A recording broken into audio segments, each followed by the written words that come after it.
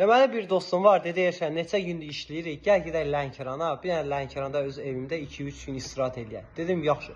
Dostumun Lənkərandakı evdə 2 ildən çoxdur ki, yəni orada insan yaşamır, ev çox bərbad gündə. Bir də özünüz təsəvvür edin ki, 2 il yaşamayan evdə yay qışı görən bir ev nə gündə olacaq. Evin içi təmiz, milçək, hörümçək toru, tuz, turpa, hətta divan üstündə bu qədər qalınlıqda tuz, turpaq vardı. Dedi, neynəməyək? TikTok'a girdik, bir dənə təmizlik şirkəti tapdıq. Mən baba indi sizə göstərirəm. Yəni ki, bu reklam da deyil. Təmizlik şirkətinin bu reklamdan xəbəri də yoxdur. Əgər xəbəri olsa, bir məlumat versə, lazım olsa silərəm. Nur təmizlik şirkəti. Zəng elədi, dedi, kim danışan? Dedi, İradə xanım danışan. Dedi, bəs hal-əhvalat belədir. Bir komanda ilə gəldilər, həqiqətən əziz dostlar. İnan səmimiyyətimə. Evi bir tərtəmiz elədilər. Hətta divan üstə bir bu qədər toz vardı ki, o divana su dəysə palçı kimi gündə qalacaq.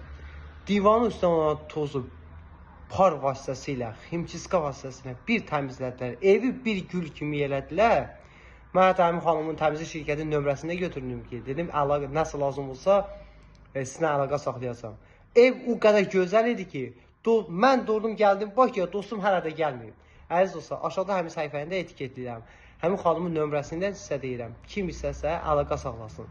050 821 4006 Nur təmizlik şirkəti. Bu reklam deyil, yenə deyirəm. Həmin şirkət istəsə əgər mən əlaqə saxlasın, videonu silərəm. O qədər gözəl işlər gördülər ki, mənim özümə xoşum gəldi. Diqqətinizə görə təşəkkürlər, minnətdarım.